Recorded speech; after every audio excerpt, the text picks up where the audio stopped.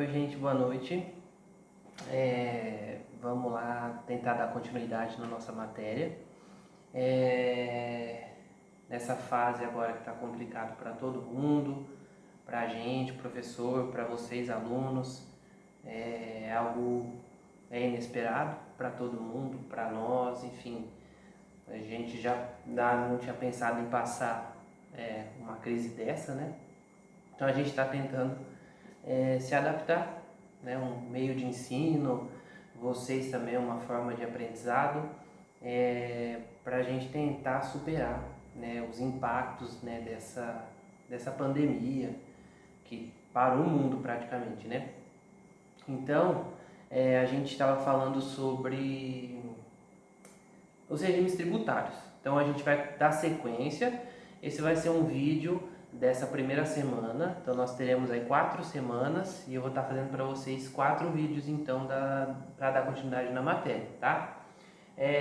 Inicialmente a coordenação pediu para a gente fazer o material, gravar o vídeo, passar para vocês assistirem. Eu acredito que eu vou, pela nossa matéria, pelo caminhar da nossa matéria, a gente vai ter que começar a entrar com as atividades, a parte teórica e a parte prática. Então, o cálculo dos impostos. Então, a gente vai ter que associar a questão da teoria, né, do que vai ser passado, com os exercícios que a gente precisa fazer também. Aí eu vou ver uma maneira, talvez, de passar por e-mail para vocês, enfim, a gente vai conversando sobre, tá? Então, a gente vai dar sequência hoje. Eu improvisei um canto aqui na minha casa para eu poder falar, explicar com vocês. Tá sendo uma experiência nova, difícil também para mim, que não gosto de ficar muito na frente das câmeras. Na sala de aula é uma coisa, agora quando a gente vem aqui falando com o celular que eu estou usando, enfim. Mas eu espero que seja útil e proveitoso, né? Que a gente consiga caminhar também trabalhando e estudando dessa forma, tá? Então, vou improvisar aqui. Vamos lá. Esse material vai passar.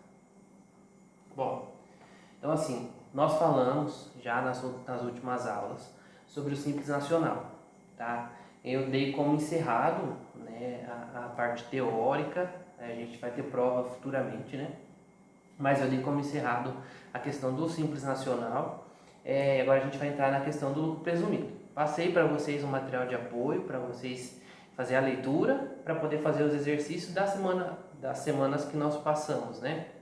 Aquelas em que o professor enviava a atividade e vocês retornavam com a resposta dos exercícios, né? Então, lá naquele material a gente já começou a falar sobre o lucro presumido. Então aqui eu vou voltar, tá? Porque assim, tem alunos que aprendem mais fácil ouvindo, igual a gente vai fazer agora, né? Vocês assistindo a aula. E tem alunos que aprendem mais fácil estudando, lendo sozinho mesmo, tá? São formas de aprendizado, isso é normal, tá?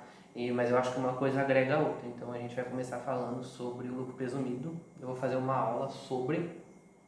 É aquilo que eu falo para vocês, a questão tributária ela tem muita legislação, ela tem muita base legal.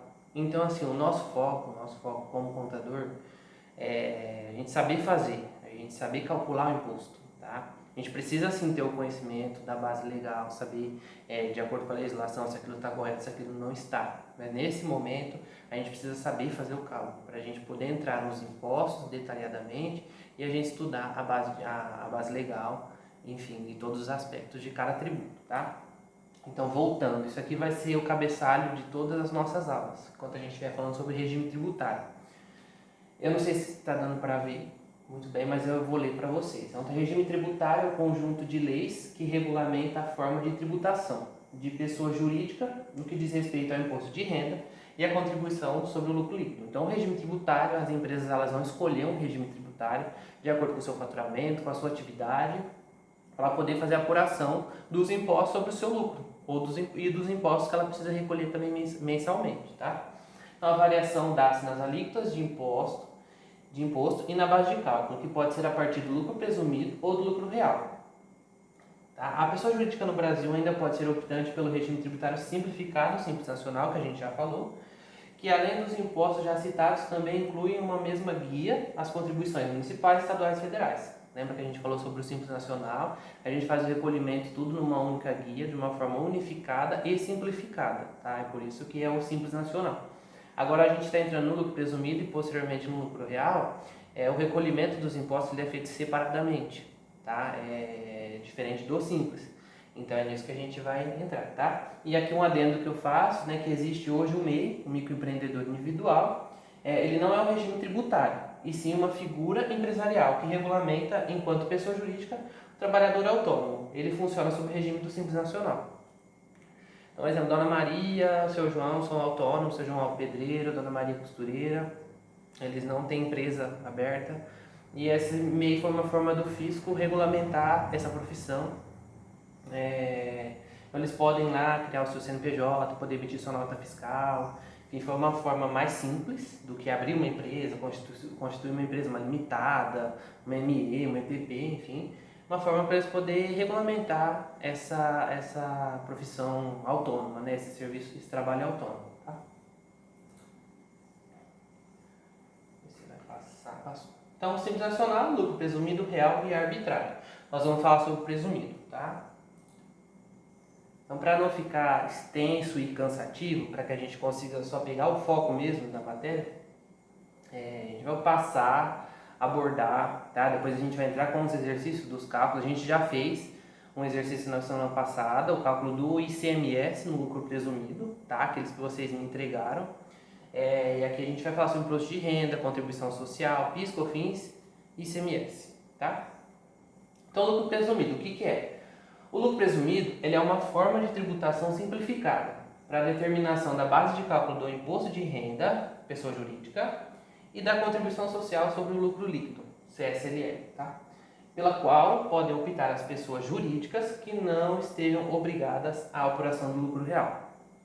Tem algumas empresas, algumas atividades, enfim, que elas estão obrigadas exclusivamente ao lucro real. Quando a gente entrar na questão do lucro real, a gente vai estudar quais são. Aqui eu trouxe alguns exemplos nos próximos slides. Quais atividades que não podem fazer a opção, né, a empresa fazer a opção pelo lucro presumido, tá? Vamos passar aqui.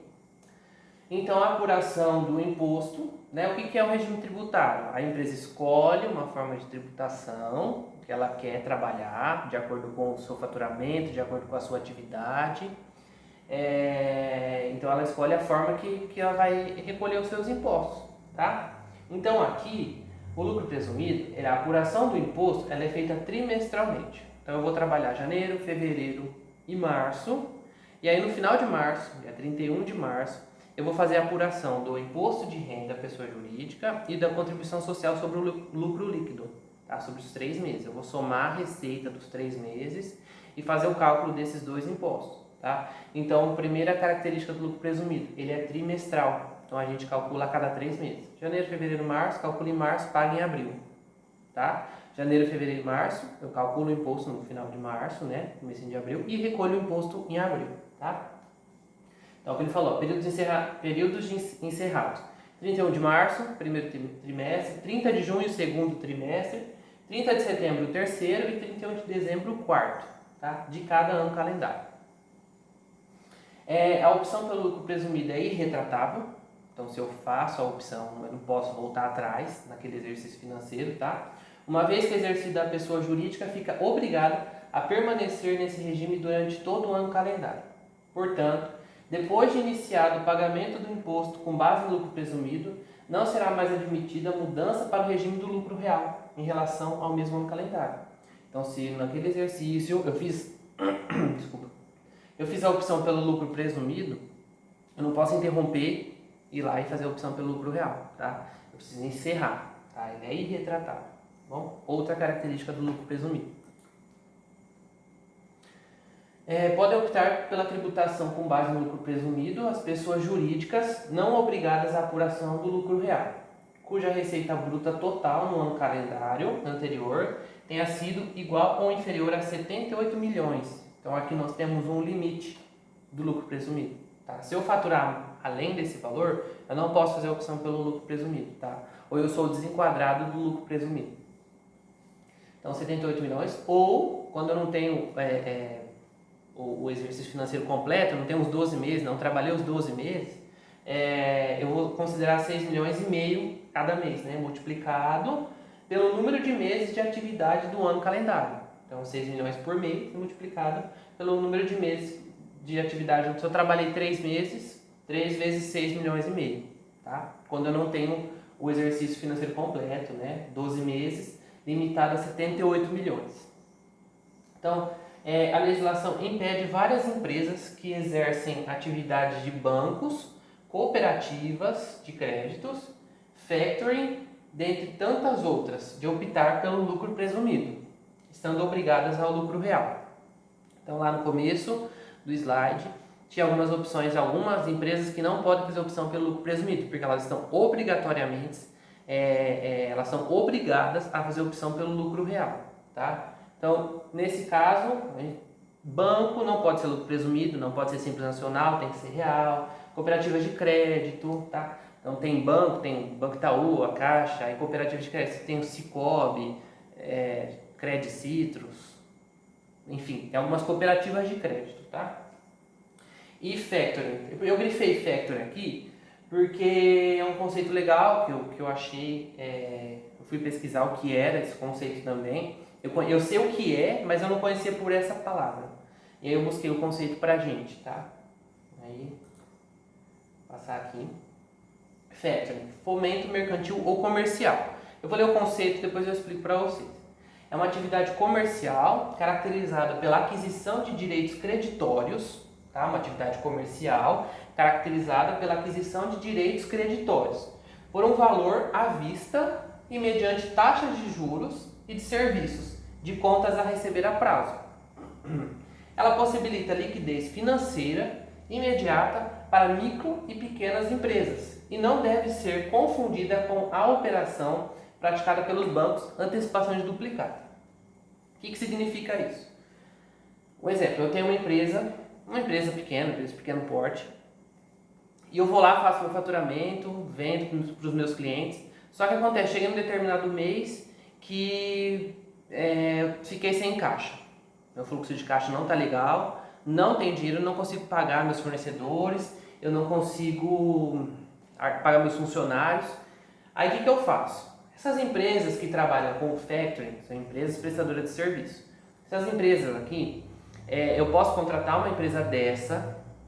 Aí o que ela vai fazer para mim? Olha, tudo bem, qual que é o meu serviço? Quem vai fazer o boleto para o seu cliente sou eu, empresa de factoring, tá? Então quem vai fazer o boleto para o seu cliente sou eu. Você faz a nota, você vende seu produto.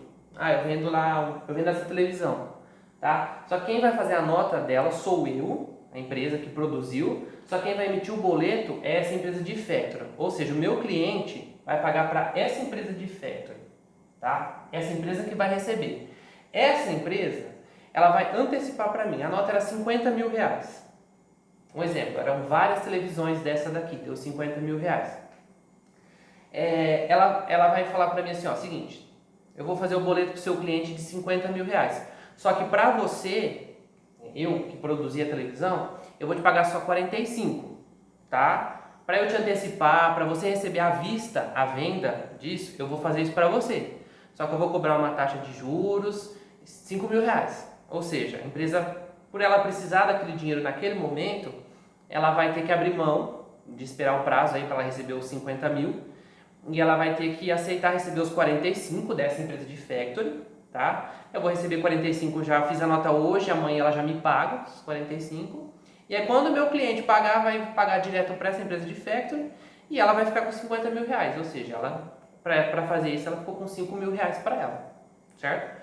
É o ônus que eu vou ter que me sujeitar para poder seguir a atividade da minha empresa, enfim. Então, factoring, as empresas que têm dinheiro, são empresas factoring que têm dinheiro, vai lá, antecipa o valor para eu, pequeno empreendedor, e desconta um valor, taxa de juros, enfim, de antecipação, e depois ela recebe do meu cliente. Meu cliente vai pagar um boleto em nome dessa empresa aqui, Então o dinheiro vai cair para ela, tá? Isso aqui é comum. Já trabalhei em empresas que faziam, que utilizavam, contratavam uma empresa de factoring, justamente para essa questão de fluxo de caixa.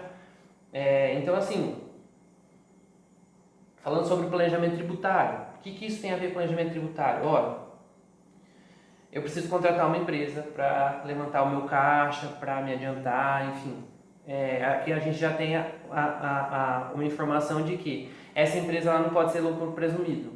Então, porque para ela cobrar isso de mim, o serviço, né, ela vai ter que emitir uma nota também para eu poder pagar. Então, eu preciso saber se essa empresa é optante pelo lucro presumido, se ela é optante pelo lucro real. Então, aqui nós já temos a informação de que essa aqui ela é uma empresa optante pelo lucro real. Essa factory, elas não podem fazer opção por outro regime de tributação, somente lucro real. Tá? Então, aqui é mais a título de informação mesmo, tá? Um bom planejamento tributário ele visa a questão dos tributos, tá? Mas um gestor ele está ligado tanto na questão tributária quanto na questão financeira, na questão econômica da empresa, né? Então, se tem hoje a opção, olha, eu não tenho recurso, para eu não ter que fazer um empréstimo, pagar juros altíssimos, um financiamento para levantar a minha empresa, eu posso contratar uma empresa de factoring para que ela me antecipe as minhas duplicatas e eu consiga trabalhar, girar, comprar matéria-prima, produzir, vender, até que eu consiga um equilíbrio aí, até que eu consiga manter um fluxo de caixa, ter um capital de giro, para eu poder manter minha atividade. Tá?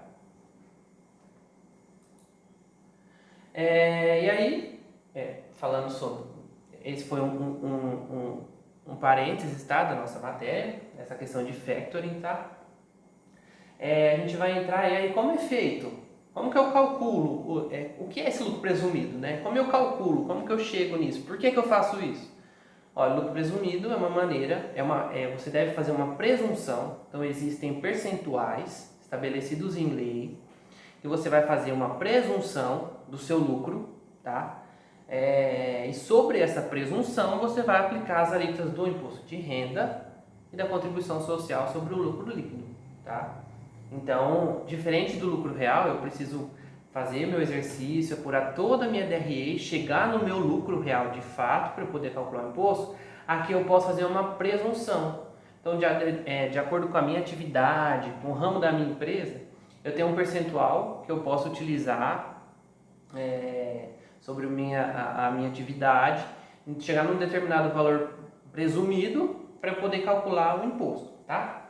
Então aqui, para fins de determinação do imposto de renda, tá? Vamos falar do imposto de renda, pessoa jurídica, tá? Então a empresa, qual que é o fato gerador do imposto de renda? Ela oferir renda, receber, eu vendo e recebo nesse caso. Então a empresa tem que pagar imposto de renda, pessoa jurídica nesse caso. Nós pagamos imposto de renda pessoa física, a empresa imposto de renda pessoa jurídica.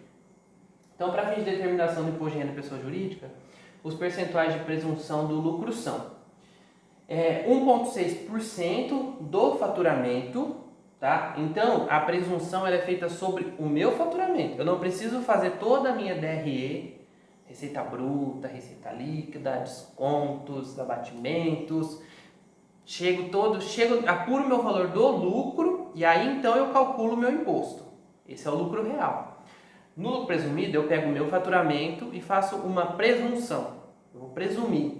Então, eu tenho esses percentuais, tá? Então, esse percentual é 1,6 do faturamento, uma presunção do seu faturamento, para revenda de combustíveis e gás natural. Então, se eu tenho uma empresa que revende combustível e gás natural, sobre o meu faturamento, eu tenho uma presunção de 1,6, eu vou pegar lá 1,6 do meu faturamento, e calcular imposto sobre isso, calcular imposto de renda da pessoa jurídica e o CSLL, contribuição social sobre o lucro líquido, sobre essa presunção, tá?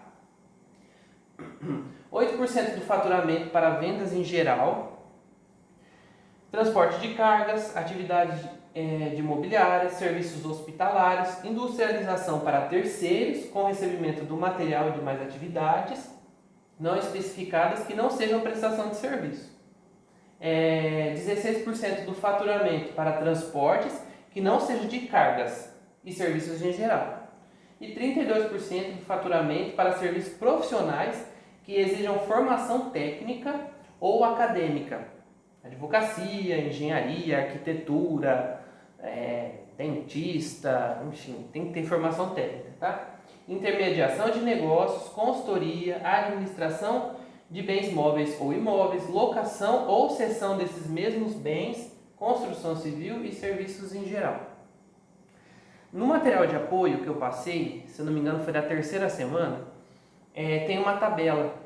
Depois vocês dão uma olhadinha lá. Tem uma tabela com esses percentuais de presunção separado por atividade, tá? Aqui foi uma maneira resumida. Então, primeiro aspecto, qual é a atividade, qual é a minha atividade, qual é o ramo da minha empresa, o que ela faz. Tá, eu tenho uma empresa, eu presto serviço, vamos lá, lembra do exercício que eu passei na empresa de arquitetura? Lá do Simples Nacional, a gente ia calcular o valor do DAS, do imposto, do Simples, e ela estava sujeita ao fator R, certo? No Simples Nacional, o exercício que a gente fez em sala.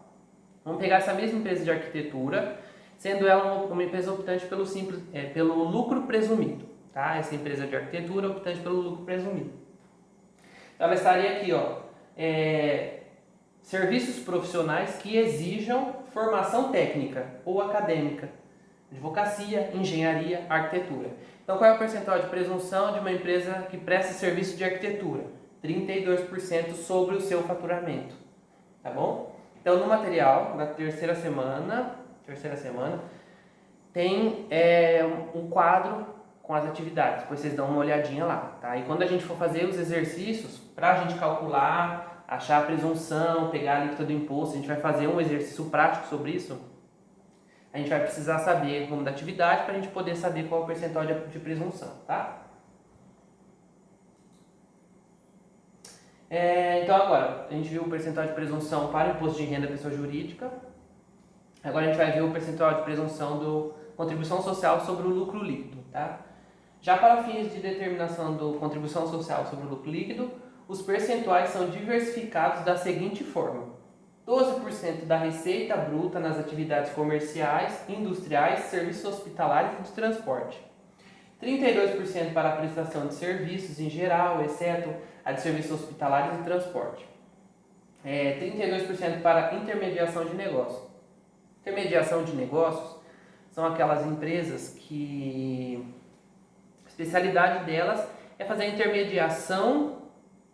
uma intermediação comercial. Por exemplo, eu tenho uma empresa hoje e ela estuda comprar uma outra empresa. Ela quer expandir seu negócio. Então ela vai contratar uma empresa para fazer essa intermediação, né? Ela vai agir ali entre quem pode comprar e quem está vendendo. Tá? Então ela vai fazer essa intermediação neste negócio, vai analisar, enfim, então elas prestam esse tipo de serviço, tá?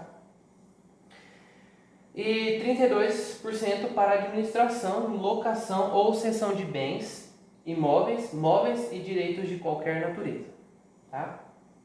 Que percentuais de presunção a gente vê. Deixa eu beber uma água.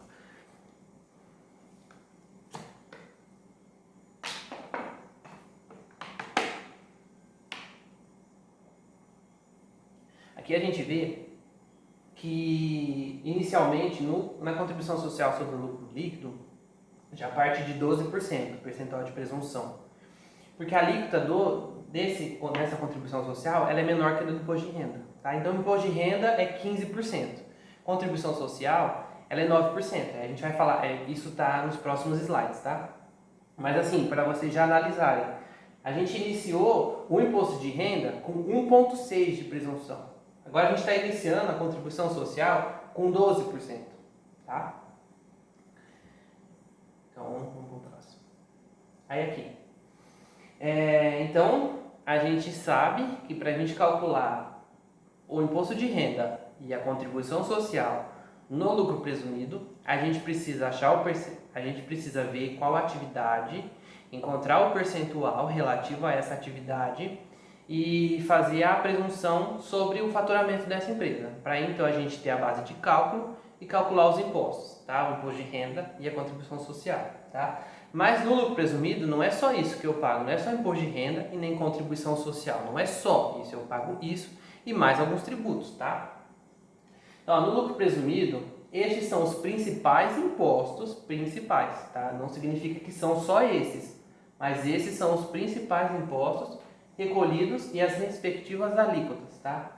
Então eu pago no lucro presumido, eu pago PIS na alíquota de 0,65, tá? Então no lucro presumido, PIS, a minha alíquota é 0,65 sobre o meu faturamento, tá? Sobre a receita bruta do mês. COFINS, 3% sobre a receita bruta do mês, também. Mesma base de cálculo do PIS é a mesma base de cálculo do COFINS, tá? O imposto de renda da pessoa jurídica que a gente estava falando, que a gente teria que achar a margem de presunção, 15%. E aí aqui, quando a gente for fazer o exemplo prático, quando a gente for fazer o cálculo na prática, eu vou mostrar para vocês que no lucro presumido, quando eu faço a presunção do meu lucro, eu tenho uma atividade e o percentual de presunção é 32%. Tá? O exemplo, a empresa de arquitetura, que o percentual de presunção é 32%. Eu vou pegar o meu faturamento e vou fazer lá os 32%. Se desses 32% for maior que 60 mil, esse valor que eu encontrei de presunção, eu tenho que fazer um cálculo adicional do imposto de renda, tá? Então, 15% sobre a parcela da presunção do lucro, mais 10%, então eu vou calcular primeiramente 15% sobre a parcela de presunção. Só que mais 10% do que superar a 60 mil de presunção no trimestre. Então, se eu peguei lá, lembra que a apuração no presumido é trimestral, para imposto de renda e contribuição social, tá? Imposto de renda e contribuição social, eu faço cálculo trimestral, janeiro, fevereiro e março, eu vou calcular no final de março e pagar em abril, tá? Imposto de renda e contribuição social.